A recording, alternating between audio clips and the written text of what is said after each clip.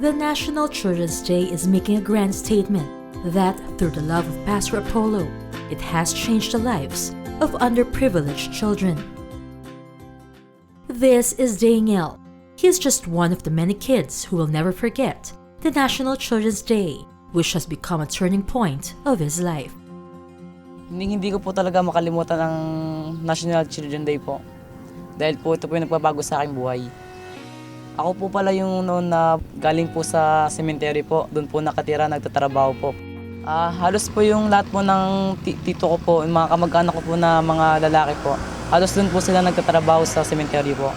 Meron pong mason, meron pong nagmamasilya, meron po gumagawa ng ng lapida.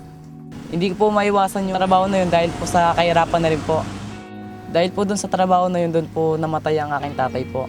Kunyari po, pag may naglibing po doon ng bagong libing po na yung sobrang balot po, yun po yung mga patay na talagang malala po yung mga sakit. Tapos, in 5 years po, bali po binubutas po yung mga nicho na yun dahil di po sa kawalan ng supply po sa mga gamit po na paggawa sa mga nicho po. Kaya yung binubutas po yun, bali po ang trabaho po ng papa ko. Siya po yung kumukuha po ng buto. Bali siya po yung unang nakakalanghap ng masamang hangin po nito. Daniel is one of the fortunate beneficiaries of Pastor Apollo's advocacy, that from a life cycle of living with the dead, today, a new life sparked up. Pagkatapos po ng NCD 2014 po, in 2 days po, kinukup po ako ni Pastor po. Hindi po ako nagdalawang isip na sumama po dahil po yun po ang ikabubuti ng aking buhay. Dati po ang hawak ko po na bagay po, pang silsil lang po, tsaka po yung pampinta lang po sa lapida. Ngayon po, isang privilege po na binigyan po ako ng ministry po ni Pastor po na makahawak po ng isang instrument po. Yun po ngayon po ang hawak ko po ay flute po. Masayang-masaya po ako dahil po ngayon po may ministry po na po ako na makatugtog po.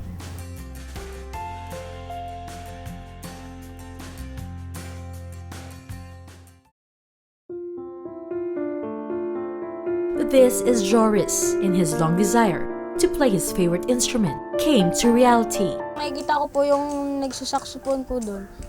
Kaya yun po, yung nakikita ko po siya, parang naano po ako, sabi ko, Ma, bilang mo naman ako ng ganyan. Kaya sinasabi po ni Mama, umali ko pa sa pera na ganyan, hindi ko naman alam yung presyo niya, tsaka wala tayong pambili kasi wala na nga tayong pangkain. Saxophone po talaga ang gusto kong instrumento. Dahil ito po yung binigay ni Pastor, parang di ko na po siya bibitawan, parang aalagaan ko na po siya, pagpapalagayin ko po, baga pagyayamanin ko pa po.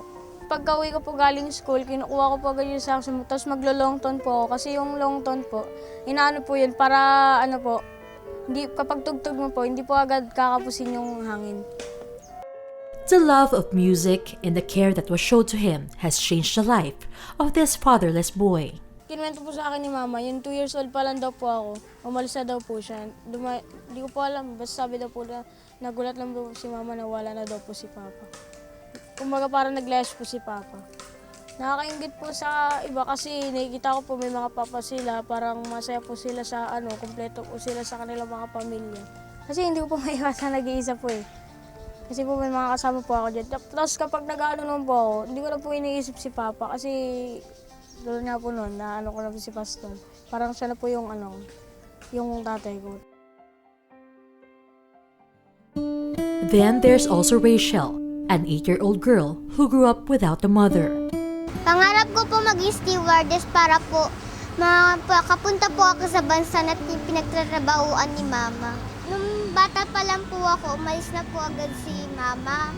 Pumunta po siya sa bansang Oman. Tapos po, naiwan na lang po ako kay Papa. Minsan po naiinis po ako sa mama ko kasi po, bakit niya po ako iniwan? Pwede naman po niya akong iwan, halagaan muna, tapos paglaki ko po, kagaya po ng mga malalaki, pwede naman po akong iwan na po niya.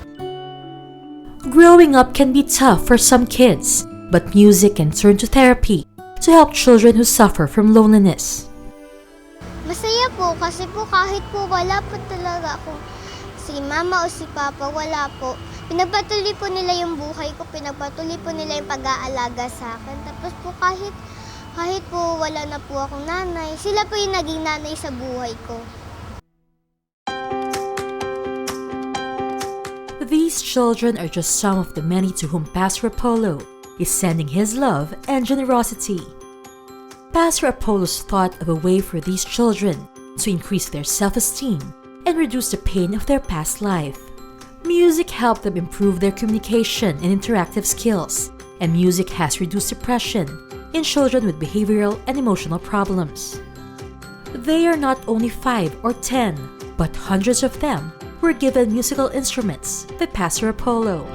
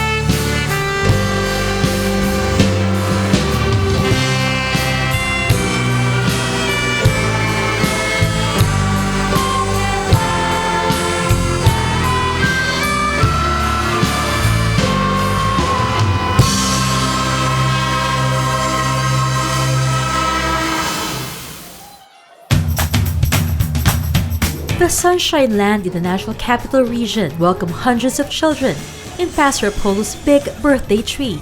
The feeling of great celebration overflowed everywhere, and an overwhelming crowd gathered waiting to plunge in an experience they never had imagined in their life.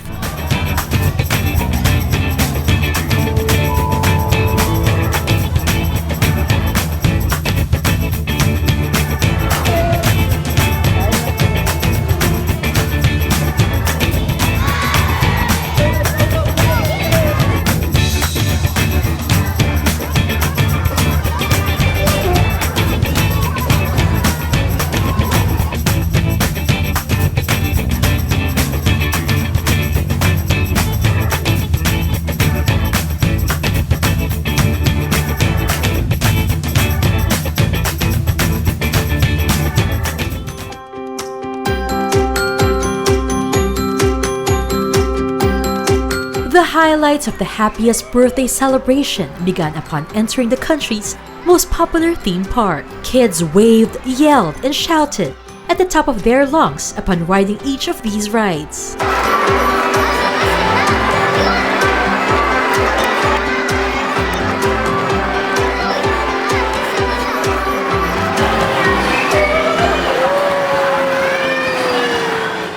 Indeed, it was a day off after several weeks of constant practice in the music room. At times when these young lives suffer from unfavorable circumstances, there is someone who filled the gap. It was the love of Pastor Apollo.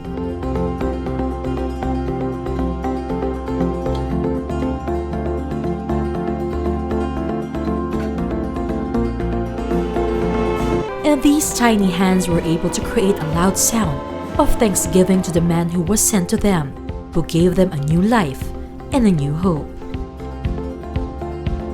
Pastor, maraming salamat po sa trumpet na binigay mo po sa amin. Salamat po sa Pastor sa violin na binigay niyo po sa amin. Pastor, salamat po sa alto sax na yung binigay sa akin. Maraming salamat po sa binigay niyo pong violin sa akin. Pastor, maraming Binigay mo trumpet. salamat, Pastor. Salamat po, Pastor. Marami pong salamat po sa Pastor, maraming violin na ibinigay. salamat.